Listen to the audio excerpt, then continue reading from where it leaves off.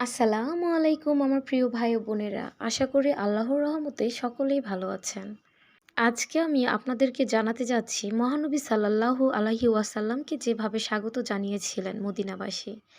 মহানবী সাল্লাল্লাহু আলাইহি ওয়াসাল্লামের হিজরতের বিষয়টি আগে থেকেই জেনেছিলেন মদিনার আনসার সাহাবীগণ। মহানবী সাল্লাল্লাহু আলাইহি সাল্লাম মক্কা থেকে মদিনার উদ্দেশ্যে রওনা দেওয়ার পর থেকে মদিনাবাসী সাহাবীরা প্রতিদিন ফজরের পর শহরের প্রান্তে গিয়ে আল্লাহর রাসূলের জন্য অপেক্ষা করতেন। রৌদ্র তাপ প্রখর ও তীব্র না হওয়া পর্যন্ত তারা অপেক্ষা করতেই থাকতেন। তাপপ্রবাহ সহ্যের বাইরে চলে গেলে সবাই নিজ নিজ ঘরে ও কাজে ফিরে যেতেন। নবীজির হিজরতের সময়কালটি ছিল গ্রীষ্ম মৌসুমে, তাই এই সময় রৌদ্রের তীব্রতাও ছিল প্রচণ্ড। রাসূলুল্লাহ সাল্লাল্লাহু আলাইহি ওয়াসাল্লাম যেদিন হিজরতের সফর শেষে মদিনা উপকণ্ঠে উপস্থিত হয়েছিলেন, সেদিন অন্যান্য দিনের মতো অপেক্ষা শেষে আনসার সাহাবীদের সবাই যার যার ঘরে ও কাজে ফিরে গিয়েছিলেন। এ সময় একজন ইহুদি রাসূলুল্লাহ সাল্লাল্লাহু আলাইহি ওয়াসাল্লামকে সবার আগে দেখতে পেয়েছিলেন। সে প্রতিদিন আনসার সাহাবীদের নবীজির জন্য অপেক্ষা করতে দেখত। তাই আল্লাহর রাসূলকে দেখতে পেয়ে সে সবাইকে নবীজির আগমনী বার্তা সম্পর্কে জানালো। সাহাবীরা রাসূল সাল্লাল্লাহু আলাইহি ওয়াসাল্লামের আগমনী বার্তা পেয়েই নিজ বাড়িঘর থেকে বেরিয়ে পড়লেন। তারা বের হয়ে দেখতে পেলেন আল্লাহর রাসূল সাল্লাল্লাহু আলাইহি ওয়াসাল্লাম একটি খেজুর গাছের ছায়ায় বিশ্রাম নিচ্ছেন, সঙ্গে আবু বকর রাদিয়াল্লাহু তাআলা আনহু। আবু বকর রাদিয়াল্লাহু তাআলা আনহু রাসূলুল্লাহ সাল্লাল্লাহু আলাইহি ওয়াসাল্লামের সমবয়সী ছিলেন। আনসার সাহাবীদের অধিকাংশই ইতিপূর্বে আল্লাহর রাসূল সাল্লাল্লাহু আলাইহি ওয়াসাল্লামকে দেখেননি। আগ্রহের অতিসাহ্যে তারা দুজনকে ঘিরে ধরলেন এবং অনেকে আল্লাহর রাসূল মনে করে আবু বকর রাদিয়াল্লাহু তাআলা আনহুকে সালাম দিতে শুরু করলেন। আবু বকর রাদিয়াল্লাহু তাআলা আনহু বিষয়টি অনুভব করতে পারলেন যে অনেকেই তাকে ও আল্লাহর রাসূল সাল্লাল্লাহু আলাইহি ওয়াসাল্লামকে চিনতে হয়তো ভুল করছেন।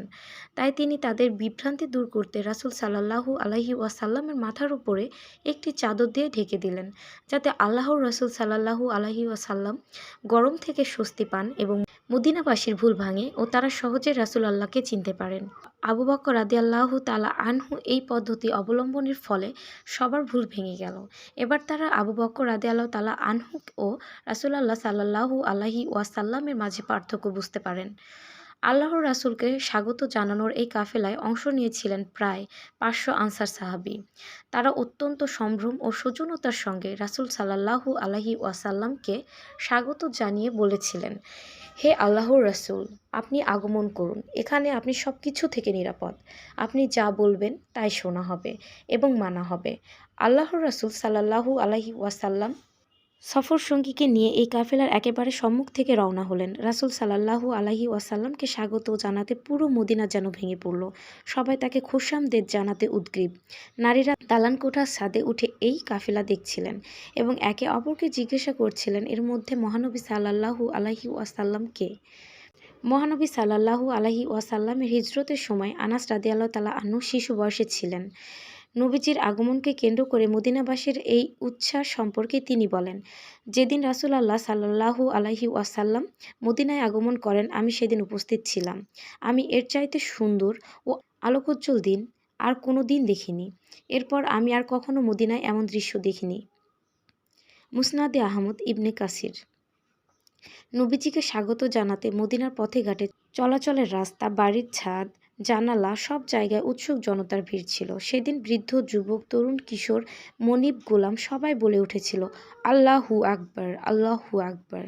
রাসূলুল্লাহ সাল্লাল্লাহু আলাইহি ওয়াসাল্লাম এসেছেন। আল্লাহু আকবার, মুহাম্মদ এসেছেন। আল্লাহু আকবার, আল্লাহর রাসূল আগমন করেছেন। হযরত বারা ইবনে আজিব রাদিয়াল্লাহু তাআলা আনহু তখন অল্প বয়স্ক শিশু ছিলেন। তিনি বললেন, আমি রাসূলুল্লাহ সাল্লাল্লাহু আলাইহি ওয়াসাল্লামের আগমনে মদিনাবাসীকে যেভাবে খুশি হতে দেখেছিলাম, অন্য কিছুতে তাদের এভাবে খুশি হতে দেখিনি। সেদিন দাস-দাসীরাও আনন্দে অতিশয় এই বলে চিৎকার করেছিল যে, রাসূলুল্লাহ এসেছেন, রাসূলুল্লাহ এসেছেন। মদিনার আনসারগণ আল্লাহর রাসূলের আগমনে তাকবীর ধ্বনি দিচ্ছিলেন। তাদের দেখে মনে হয়েছিল তাদের জীবনে এর থেকে আনন্দের মুহূর্ত আর কখনো আসেনি। মদিনার শিশুরা সেদিন হেলে দুলে এই কবিতাটি আবৃত্তি করেছিলেন। তালা আল বাদরু আলাইনা মিন সানিয়াতিল ওয়াদা ওয়াজাবাশ শুক্রু আলাইনা মাদা আ লিল্লাহিদা আইয়ুহাল মাবউসফিনা জিতা বিল আমরিল মুতা জিতা শাররাফ আল মদিনা মারহাবান ইয়ার খৈর পূর্ণিমার চাঁদ বিশ্বনবী সাল্লাল্লাহু আলাইহি ওয়াসাল্লাম আমাদের ওপর উদিত হয়েছে ওয়াদা উপত্যকা থেকে, এবং তার প্রতি কৃতজ্ঞতা প্রকাশ করা আমাদের অবশ্য কর্তব্য। যতদিন আল্লাহকে ডাকার মতো কেউ থাকবে ও আমাদের পথ প্রদর্শক আজকে আমাদের মধ্যে যিনি উপদেশ নিয়ে এসেছেন, যার প্রতি আমাদের কর্ণপাত করতে হবে। আপনি এই শহরের জন্য মর্যাদা বয়ে নিয়ে এসেছেন। স্বাগতম আপনাকে, যিনি আমাদের সঠিক পথ দেখাবেন।